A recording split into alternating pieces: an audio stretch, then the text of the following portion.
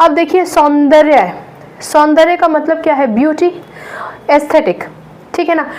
कोई भी चीज़ जो ब्यूटीफुल है वो आपको क्रिएटिव बनाती है, उसके विषय में लिखने को, उसके विषय में कोई चित्रकारी करने को प्रेरित करती है।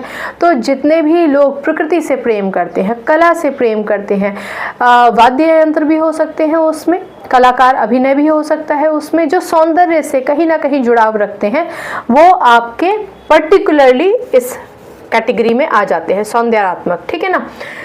अब सौंदर्य के पुजारी होते हैं कलाकार, प्रकृति प्रेमी, साहित्यकार, मूर्तिकार, ये बेसिकली हमारे एस्थेटिक होते हैं। अब आप और हम भी प्रकृति के प्रेमी हैं, हमें भी अच्छा लगता है पहाड़ों में जाकर प्रकृति को बहुत ही करीब से देखना, हमें भी अच्छा लगता है।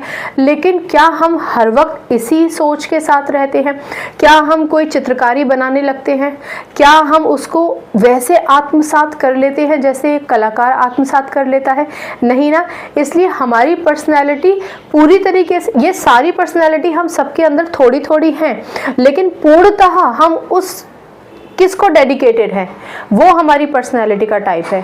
अगर हम पूर्णतः एक कलाकार हैं या फिर पूर्णतः हम प्रकृति के इतने बड़े प्रेमी हैं या चित्रकार हैं या साहित्यकार हैं कि हम साहित्य ही लिख दिया, हमने एक ब्यूटी देखी पहाड़ों की, वहाँ पर कुछ चिड़िया थी, कुछ प्रकृति, ऑफ कोर्स प्रकृति में तो प्राकृतिक बहुत सारी चीज़ें आपको मिल जाएंगी, और उससे आप इतने ज़्यादा ड्रिवन हो गए कि आपने साहित्य ही लिख दिया।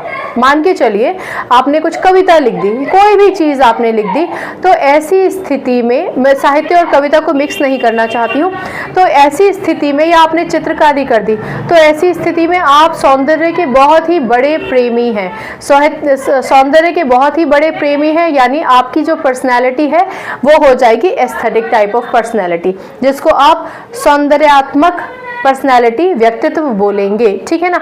तो ये 6 तरीके के टाइप्स हैं, ये 6 वर्गीकरण इन्होंने कर दिए हैं, ठीक है ना। समाज शास्त्र की दृष्टिकोण से है ये, समाज शास्त्र की दृष्टिकोण से इन 6 कैटेगरीज में हमारे स्प्रेंगर साहब ने पर्सनैलिटीज को बांट दिया। कौन थे? एडवर्ड स्प्रेंगर, ठीक है। अधिकतर किताबों में आप इनका नाम स्प्रेंगर लिखा देखेंगे और टाइप्स ऑफ मैन के नाम से आप इनकी किताबों का उल्लेख देखेंगे। ये नाम हो सकता है कि आपको ना मिले, कोई दिक्कत नहीं है, हो सकता है आपसे ना पूछा जाए कि ये कहाँ से थे, पर आपको अगर याद रह जाता है तो बहुत बढ़िया है। जर्मनी से बिलोंग करते थे, जर्मन फिलोसोफर साइकोलॉजिस्ट थे, ठीक है। ये एक छोटा सा लेक्चर था हमारा समाज शास्त्र की दृष्टि से पर्सनैलिटी का किस किस तरीके से स्टडी हम करते हैं, कैसे उसको हम जांचते हैं, कौन